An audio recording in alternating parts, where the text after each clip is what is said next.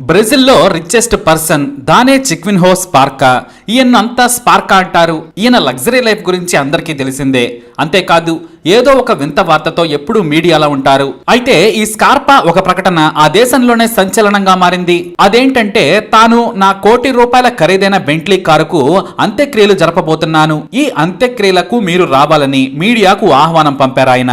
అంతేకాదు ఆ కొత్త కారును నేను వాడలేదు, అంత కొత్త కారును అంతే కొత్త సమాధిలోకి పంపుతున్నాను. ఈ ఖరీదైన అంత్యక్రియలకు అందరూ రావాలని ఆహ్వానం పంపారు. తన కారు కోసం తవ్విన సమాధి పక్కన స్టైల్ గా నిలబడి కారు పక్కన ఫోజిచ్చారు స్కార్పా.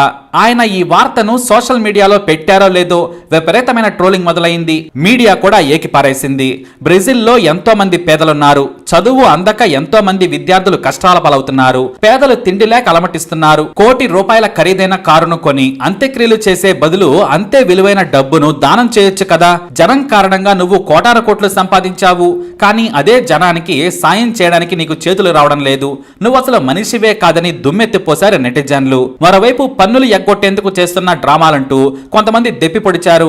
అయినా సరే ఆయన సమాధానం ఏమీ చెప్పలేదు. ఇక బెంట్లీ అంత్యక్రియల రోజు రానే వచ్చింది. జాతీయ మీడియాతో పాటు అంతర్జాతీయ న్యూస్ ఛానల్స్ కూడా స్కార్పా ఇంటికి చేరుకున్నారు. బెంట్లీ అంత్యక్రియల విందును వారికి ఇచ్చారు. ఇది విచారకరమైన రోజు. నా బెంట్లీ అంత్యక్రియలకు వచ్చిన మీ అందరికీ స్వాగతం అంటూ మీడియా ప్రతినిధులకు చిన్నపాటి విందు కూడా ఇచ్చారు ఆయన. అసలు స్కార్పా ఏం చేస్తున్నారనేది ఎవ్వరికి ఏమీ అర్థం కాలేదు. బహుశా డబ్బులు ఎక్కువై స్కార్పాకు మతి పోయినట్లుందనుకున్నారు. ఇక మీడియాకిచ్చిన ఆ చిన్న విందు తర్వాత అంత్యక్రియలు చేయడం మొదలు పెట్టారు ఆయన. బెంట్లీని సమాధిలోకి దించారు. అప్పుడే ఆయన మైక్ అందుకున్నారు. ఆయన స్పీచ్ ను, బెంట్లీ అంత్యక్రియలను దేశవ్యాప్తంగా లైవ్ ఇచ్చాయి ఛానల్స్. నేను ఈ రోజు నా ఖరీదైన కారును సమాధిలోకి పంపడంపై మీకు కోపం వచ్చింది కదా అంటూ స్పీచ్ మొదలు పెట్టారు ఆయన.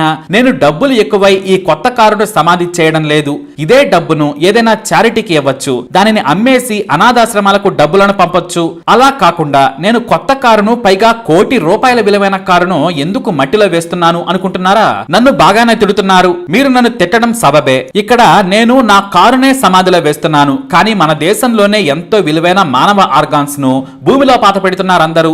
ఎంతో మంది కొన ప్రాణంతో ఆర్గాన్స్ కోసం ఎదురు చూస్తున్నారు. కొందరికి గుండె, మరికొందరికి లివర్, ఇంకొంతమందికి కిడ్నీలు. ఇలా ప్రతి ఒక్కరూ ఆర్గాన్స్ కోసం ఎదురు చూస్తున్నారు. వారికి మనం దానం చేయకుండా చనిపోగానే మన ఆర్గాన్స్ ను భూమిలో పాతి పెడుతున్నాం. దానివల్ల ఉపయోగం ఏంటి?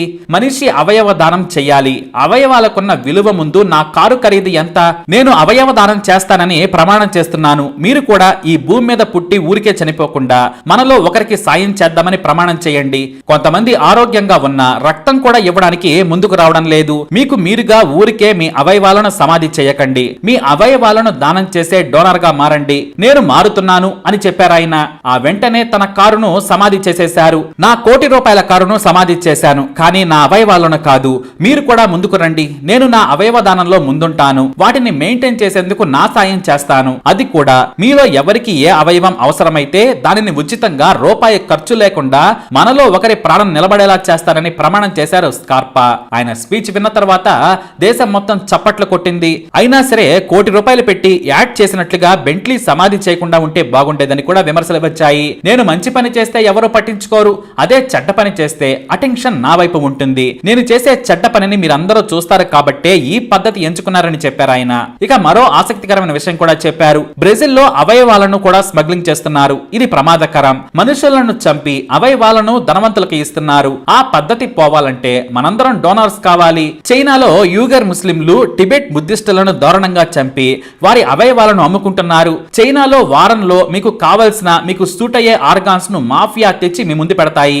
ఆ పరిస్థితి మన దేశంలో రావద్దని గొప్ప విషయం చెప్పారు. ఆయన చెప్పిన నాటి నుంచి నిజంగానే బ్రెజిల్లో కాస్తంత మార్పు వచ్చింది. బెంట్లీ అంత్యక్రియల కారణంగా బ్రెజిల్లో మొదటిసారి అవయవ దానానికి మంచి ప్రచారం కలిగింది అనడంలో ఎలాంటి సందేహం లేదు. మరి స్కార్పా చేసిన ఈ అంత్యక్రియల గురించి మీ అభిప్రాయాన్ని కమెంట్ ద్వారా తెలియజేయండి. అలాగే ఈ వీడియో మీకు నచ్చినట్లయితే తప్పకుండా లైక్ చేయండి, షేర్ చేయండి, మా ఛానల్ సబ్స్క్రైబ్ చేసుకోండి.